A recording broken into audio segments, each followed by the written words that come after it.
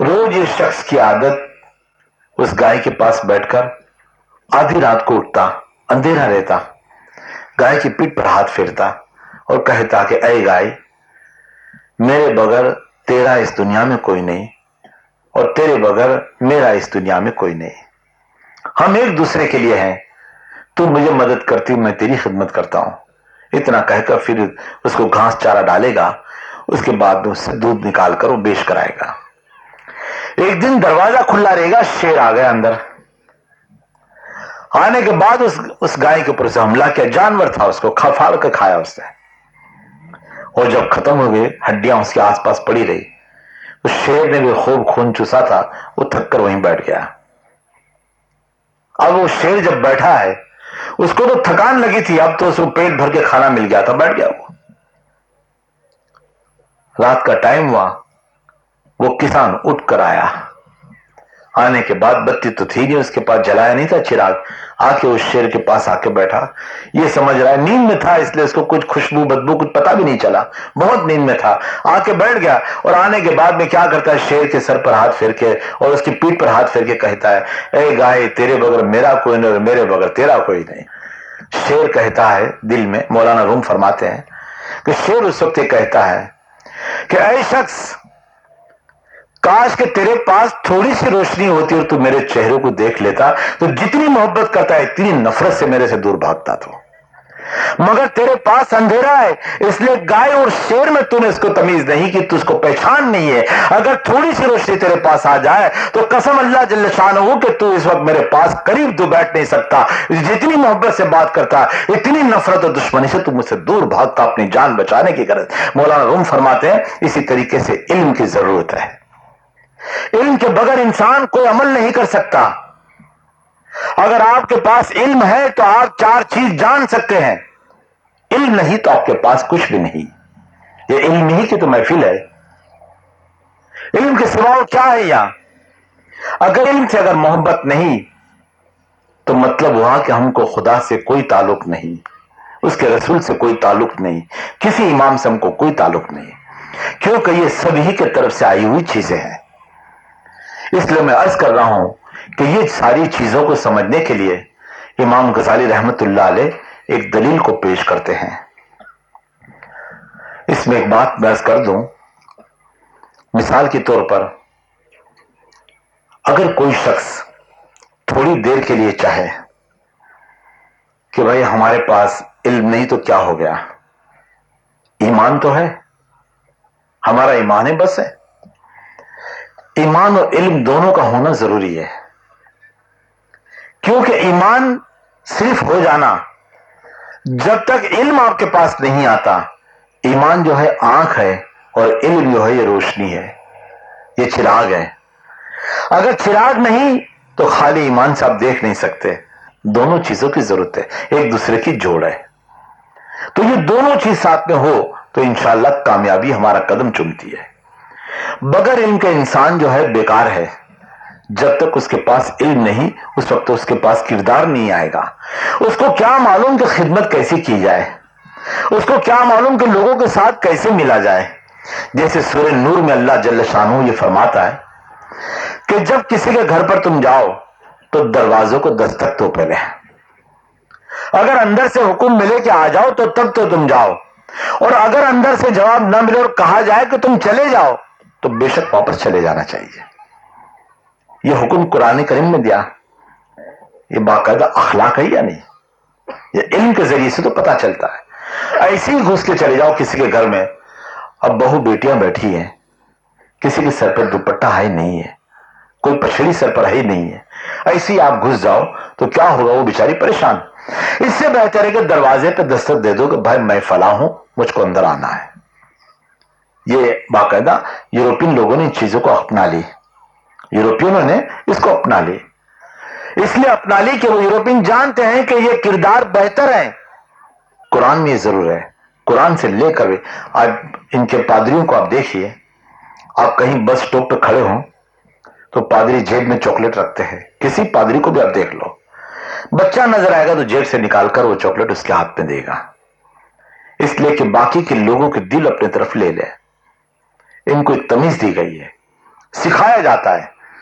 ہمارے پاس یہ چیز نہیں، اخلاق نہیں، اس لیے لوگ دور بھاگتے ہم سے. بہتر طریقہ اخلاق کا ہے اور اس کو ہم کو آپ کو پیدا کرنے کی ضرورت ہے. دیکھیے یہ واقعہ میں اس لیے بتا رہا ہوں، اخلاق سے نسبت ہے. ایک شخص تھا، اس نے بہت بڑا الیکٹرک کا یہ بٹن وغیرہ بنتے ہیں، اس کا کارخانہ اس سے بنایا اور اچھا ان کو 2 پیسہ اللہ نے دیا تھا. اس کی شادی ہو گئی. شادی کے بعد جب وہ صبح کے وقت وہ باہر نکلتے تھے تو گھر کے دروازے کے پاس ایک آئینہ انہوں نے لگایا تھا. وہ آئینہ دروازے کے پاس ہی جب نکلنے کے وقت وہ کیا کرتے تھے، آئینے کے سامنے کھڑے رہتے، پیشانی پر ایک داغ تھا، اس داغ کو دیکھے اور دیکھنے کے بعد ایک ٹھنڈی سانس لیتے اور گھر سے نکل جاوے. نئی نئی شادی ہوئی تھی، 6-7 مہینے تک مسلسل روز بیوی نے دیکھا. یہ بیوی ایک دن پوچھتی ہے کہ میرے سرتاج ایک بات پوچھنا چاہتی ہوں، اگر اجازت دو تو. کہا کیا بات ہے؟ کہا آپ ناراض نہ ہو تو میں کہوں. کہا کہو کیا بات ہے. کہا آپ ناراض تو نہیں ہوں گے؟ کہا میں نہیں ہوں گا، تم بولو تو صحیح کیا بات. اور پھر جاتے ہیں تو کہا کیا بات ہے، تمہیں کس بات کا شک ہے؟ تو کہا مجھے ایسا شک پڑا ہے کہ اپنی شادی کے پہلے شاید کوئی اور لڑکی آپ کی زندگی میں آئی ہو، اسی کی کچھ نشانی ہو، یا بچپن میں کسی سے پریشان ہوئی ہو، اسی کی کوئی نشانی ہے. کیا بات ہے کہ آپ جب بھی جاتے تو وہاں آئینے کے سامنے بالکل اداس جیسے بن جاتے ہیں اور ایک ٹھنڈی سانس لے کر آئینے کے داغ کو دیکھ کر آپ چلے جاتے ہیں. کہا اچھا ہوا تم نے مجھ کو پوچھ لیا. سن لو، ایک وہ زمانہ تھا جب میں غریب تھا. میں جہاں رہتا تھا وہ 40 سسٹم کا مکان تھا. ہمارے پڑوس کے اندر ایک بہت مالدار جس کی بمبئی میں پیڑی تھی، جاپان کے اندر کام، جاپان کا مال امپورٹ کرتے تھے اور وہ کھلونے کا کام کاج ان کا تھا. وہ کھلونے کے کام کاج کرتے تھے، چھوٹے بچے کو، ان کے جو بچے تھے ان کے لیے بھاری اور قیمتی کھلونے لے کر آتے. اس زمانے میں 5 روپے کا کھلونا یعنی بہت بڑے مالدار کے یہاں پر کھیلتے تھے، باقی بھاری کھلونے نہیں تھے. اس سے زیادہ 5 روپے آج کے 150 روپے ہو جاتے، حساب لگاؤ تو. ایک دن کہا میرے پڑوس والے بچے کے پاس ایک موٹر ایسی آئی جو آٹومیٹک چلتی تھی. میں نے مانگا، میں چھوٹا تھا، بہت چھوٹا. میں نے مانگا تو اس بچے نے میرے ہاتھ سے چھین لیا. میں روتے روتے اپنی ماں کے پاس گیا تو ماں روٹی پکا رہی تھی. ماں نے پوچھا کیوں روتا ہے؟ میں نے کہا وہ پڑوس میں جو آیا فلاں کے پاس کھلونا، وہ کھلونا مجھے چاہیے. ماں مجھے گود میں اٹھا کر پڑوس کے پاس گئی اور کہا کہ میرے بچوں کو کھلونا دے دو، تھوڑی دیر کھیل کے واپس دے دے گا. تو پڑوس کی اس عورت نے آواز دے کر کہا کہ یہ تمہارا کام نہیں، تم لوگ تو غریب لوگ کو، یہ مالدار والوں کے کھلونے، تمہارا بچہ اس کی تمیز کیا جانے، 5 روپے کا کھلونا کیسے تمہارے بچے کے ہاتھ میں دے دو جو جاہل قسم کا بچہ ہے. جب یہ کہا گیا تو میری ماں نے کہا اچھا آپ کی مرضی کی بات. میں نے صاف دیکھا کہ میری ماں کی آنکھ سے آنسو جا رہے تھے، دامن سے وہ آنسو کو پوچھتے ہوئے گھر میں مجھے رکھا اور کہا کہ تو یہاں کھیلتا رہے، میں یہ روٹی پکانے کے لیے بیٹھ گئی. میں ضد کرتا بیٹھا رہا، بہت ضد کی. ماں کے پاس بار بار آتا، مجھے دھکا مار مار کے ہٹاتی تھی. جب حد سے زیادہ میں نے ضد کی تو ماں کے بازو میں کچھ ایک برتن کچھ پڑا تھا، چھالیا یا کچھ بھی، وہ اٹھا کے اسے غصے میں مجھ کو مارا. میں 4-5 سال کی عمر کا، میں 6 سال کی عمر کا، جب میرے کو وہ برتن پھینکا ہے تو میری پیشانی کے اوپر یہ داغ پڑ گیا. آج وہ داغ میری پیشانی پہ نظر آتے ہیں. آج اللہ نے مجھ کو پیسہ دیا ہے، میرے ادھر 150 آدمی کاریگر کام کرتے، نوکر لوگ. میں دروازے کے اوپر اس لیے آ کے اس آئینے میں اس داغ کو دیکھتا ہوں اور اپنے دل سے کہتا ہوں کہ اے شخص یاد رکھ کے ایک مرتبہ ایسا تھا کہ تیری غریبی کی وجہ سے، ایک مالدار کی وجہ سے ایک غریب کو پیشانی پہ چوٹ آئی تھی. آج تیری مالداری کی وجہ سے پھر کبھی کسی غریب کی پیشانی پہ چوٹ نہ لگے، اس کا تو دھیان رکھنا. سمجھداری چیز. اور اسی سے میں ہر روز اس داغ کو میں دیکھتا ہوں. بیوی رو دی، کہنے لگی کہ مجھے کیا معلوم آپ کے اتنے اونچے اخلاق ہیں. اخلاق بہت بڑی چیز ہے. میں نے مہاراشٹر کالج کے اندر ایک تقریر کے اندر میں نے ایک چیز کو بیان کیا تھا. اس واقعہ سنیے. حضور پاک صلی اللہ تعالی علیہ وسلم ایک دن راستے سے گزر رہے ہیں. ایک بوڑھی عورت لکڑی کا بوجھ اور بھارا اٹھا کے جا رہی ہے. یہودی عورت ہے. اللہ کے رسول صلی اللہ علیہ وسلم نے دیکھا کہ یہودن ہے. معلوم ہے کہ یہ گالیاں دیتی ہے. آپ قریب پہنچے تو دیکھا کہ وہ لکڑی کا بوجھ زمین پر رکھ کر اپنی پیشانی پر سے پسینہ پوچھ رہی ہے. نبی کریم صلی اللہ علیہ وسلم رحمت للعالمین قریب پوچھ کے فرماتے ہیں اے ماں. کتنے پیارے بھرے الفاظ. دشمن اور جو گالیاں دیتا ہو اس کے ماں اور بھائی یا باپ یا بیٹے کے لفظ کو پکارے گا. مگر قربان جائے ہمارے جیسی لاکھوں اربوں اروائیں حضور پاک سرور کائنات صلی اللہ تعالی علیہ وسلم پر کہ آپ کے احسان اور اخلاق کتنے بہتر تھے. اے ماں تو چاہتی ہو تو اس بوجھ کو اٹھا کے تیرے گھر تک پہنچا دو. کہتی نہیں بیٹا کہاں بوجھ اٹھائے گا, یہ تو میرے روز کا ہے. یہ نہیں ماں آج تو کرنے دے, کم از کم کل کی کس کو معلوم ہے. اتنا کہہ کر نبی پاک صلی اللہ علیہ وسلم نے اس بوجھ کو اپنے سر پہ اٹھا لیا. مبارک سر پہ رکھ کر چل رہے ہیں. بوڑھی عورت آگے چلتی کہ چل میں تجھے اپنا راستہ بتاؤں. ہاتھ میں لکڑی کا ٹیکا, کمر جھکی ہوئی ہے, پھٹے کپڑے ہیں, گندا جسم ہے, غریب ہے, اور رسول پاک صلی اللہ علیہ وسلم مقدس اور معظم اتنی پاک ذات ہے کہ جو آپ اپنے مبارک سر کے اوپر باقاعدہ لکڑی کا بوجھ اٹھا کے جا رہے ہیں ایک غریب عورت کا. آج تو راستے میں اگر کوئی آدمی, بوڑھا آدمی کیلے کا چھلکا اگر زمین پہ گر گیا تو ہمارے جوان اور بوڑھے ہنسیں گے اس کو دیکھ کر. یہاں تو یہ تعلیم ہے کہ جو گالیاں دے اسی کے ساتھ محبت سے پیش آؤ. حضور پاک صلی اللہ علیہ وسلم چلے جا رہے ہیں, بوڑھی عورت بھی ساتھ میں جا رہی ہے. مکان آ گیا. بیٹا یہیں پہ رکھ دو اس بوجھ کو. آپ صلی اللہ علیہ وسلم نے بوجھ کو اتارا. مبارک پیشانی پر پسینہ تھا, پسینہ پوچھ رہے کپڑے سے. ایک پتھر کی چٹان تھی, چھت جیسا تھا. کہا بیٹا یہیں بیٹھ جاؤ, چھاؤں ہے. نبی پاک صلی اللہ علیہ وسلم تشریف فرماتے ہیں. اللہ کے پیارے نبی صلی اللہ علیہ وسلم جیسے وہاں بیٹھے, بڑی عورت کہتی ہے کہ بیٹا, وہ قریب نیچے زمین پر بیٹھ گئی. میں بہت غریب ہوں, میرے گھر میں پانی پلانے کے لیے کوئی برتن تک نہیں, پانی بھرنے کے لیے کوئی برتن نہیں, میرے پاس کچھ نہیں کہ میں پانی کا پیالہ بھی تجھے دے سکوں. آپ صلی اللہ علیہ وسلم فرمایا کہ ماں کوئی ضرورت نہیں ہے, مجھے کوئی ضرورت نہیں ہے, تم بیٹھی رہو.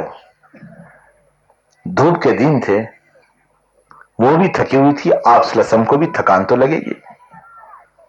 تھوڑی دیر کے بعد اس بڑی عورت نے کچھ نصیحتیں دینے شروع کر دی. ادھر کی بات ادھر کی بات کرنے لگی, یہاں تک کہ اسے یہ بھی کہہ دیا کہ ابھی ایک شخص ہے جو مکے سے آیا جس کا نام محمد ہے صلی اللہ علیہ وسلم, اسے ہمارے سارے یہودیوں کو گھر سے یا مدینہ شریف سے نکلنے کا حکم کر دیا. بیچارے سب چلے گئے, میں تو غریب, میرے جیسے دو چار آدمی اور رکے ہوئے ہیں, ہمارے پاس تو اتنا کچھ ہے ہی نہیں کہ ہم مدینے سے باہر بھی جا سکے. وہاں جا کے کہاں رہیں گے, میں ٹھہری ہوں. تو آپ صلی اللہ علیہ وسلم کو کچھ کہنے لگی الٹا سلٹا, مگر حضور پاک صلی اللہ علیہ وسلم کی پیشانی پہ بل تک نہیں پڑا. مسکرا کر دیکھ رہے ہیں, رحمت العالمین جو ہے مسکرا کر دیکھ رہے ہیں. تھوڑی دیر کے بعد بھی وہ عورت کہتی ہے کہ بیٹا چہرے سے معلوم ہوتا ہے کہ کسی اچھے خاندان کا نبیرہ ہے, تو تیرا چہرہ ہی بتا رہا ہے. نبی پاک صلی اللہ علیہ وسلم مسکرا رہے ہیں. وہ بڑی عورت کہتی بیٹا میں تو کچھ دے نہیں سکتی تجھے, میرے پاس تو کچھ بھی نہیں. ہاں ایک نصیحت تجھے دے دوں, اگر تو چاہتا ہے تو ایک نصیحت تجھ کو دے دو. نبی کریم صلی اللہ علیہ وسلم فرماتے ہیں کہو کیا کہتی ہوں ماں.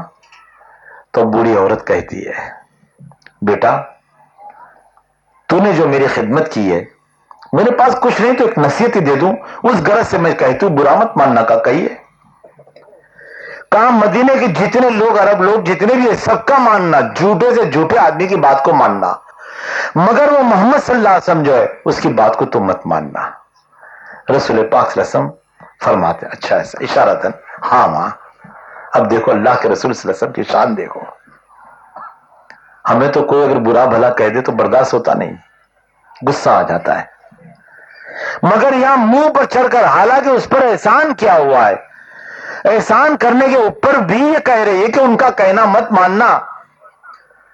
اللہ کے رسول صلی اللہ علیہ وسلم فرماتے اچھا بس اور کچھ کہنا ہے ماں کا؟ بس نہیں بیٹا, بس یہ آخری نصیحت تھی. نبی کریم صلی اللہ علیہ وسلم فرماتے اچھا مجھے اجازت دو ماں, میں جاؤں؟ ہاں بیٹا, اللہ تجھ کو خوش رکھے کہہ کر ہاتھ اٹھایا, چلنے لگے. جیسے چلنے لگے تو آپ جبہ پہنتے تھے, عرب لوگ پہنتے ایسا, دامن پکڑ لیا. بیٹا ایک بات پوچھنے بھول گئی. کیا ہے بیٹا؟ سب کچھ تو ہوا, تو نے اپنا نام ہی نہیں بتایا, تو بتا تو جا کون ہے تو. نبی کریم صلی اللہ علیہ وسلم فرماتے ہاں ماں, میں وہی محمد ہوں جس کو لوگ گالیاں دیتے ہیں, جس وقت فرمانا تھا کہ وہ بوڑھی عورت کی آنکھ میں آنسو آ گئے, قدموں کو پکڑ کر کہتی خدا کی قسم اگر تو ہے محمد صلی اللہ علیہ وسلم تو میں دعوے کے ساتھ کہتی ہوں کہ سارے یہودی میرے جھوٹے ہیں مگر تو سچا ہے, اس لیے کہ توریت میں نے بھی پڑھی ہے, اس کے اندر تیرے بیان کیے ہوئے ہیں, اور میں دیکھ سکتی ہوں کہ اگر تیرے اخلاق ہے تو حقیقت میں تو پیغمبر ہے. میں مر جاؤں خوشی کے مارے یا غم کے مارے, اس کے پہلے تو مجھ کو اپنے دامن سے سمٹا لے. اور اللہ کے رسول صلی اللہ علیہ وسلم اس کو دامن سے نپٹ لیا. اخلاقی تو تھا. دنیا کے کسی مذہب کے اندر ہر جگہ پر اخلاق کی دعوت دی جاتی ہے, تعریف کی جاتی ہے, مگر یہاں ایک چوٹ ہے, ایک درد ہے, اور وہ درد اگر آپ کے سینے میں جمع ہو جائے تو آپ بھی بانسری بن کر جا سکتے ہیں. آپ بھی وہ درد اور ترنم آپ بھی سنا سکتے جو میں سنا سکتا ہوں. میری بات سے اگر آپ کی آنکھوں میں آنسو آ سکتے ہیں تو خدا کی قسم آپ میں بھی وہ دل ہے, آپ کے پاس وہ زبان ہے, آپ کے پاس وہی سینہ ہے, آپ کے پاس وہی دماغ ہے, آپ بھی آ کر دنیا کو دعوت دے سکتے ہیں. یہ تو حق کی دعوت ہے, سچائی کی دعوت ہے, نیکی کی دعوت ہے, دعاؤں کی دعوت ہے, اخلاق کی دعوت ہے.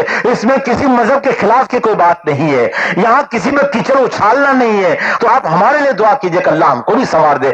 اس لیے میں کہتا ہوں کہ آپ لوگوں میں سے عورتیں ہو یا مرد ہو, بچے ہو یا بڑے ہو, آپ کے پاس بھی اللہ نے وہی سینہ دیا ہے. اگر ایمان کا جذبہ اگر آپ کے پاس ہے تو آؤ تم بھی آ کر خدا کے حق کی دعوت تم بھی پیش کر سکتے ہو. اللہ تبارک تعالی مجھے اور آپ سب کو عمل کی توفیق عطا فرمائے. آمین. وآخر دعوانا ان الحمدللہ رب العالمین برحمتک یا ارحم الراحمین.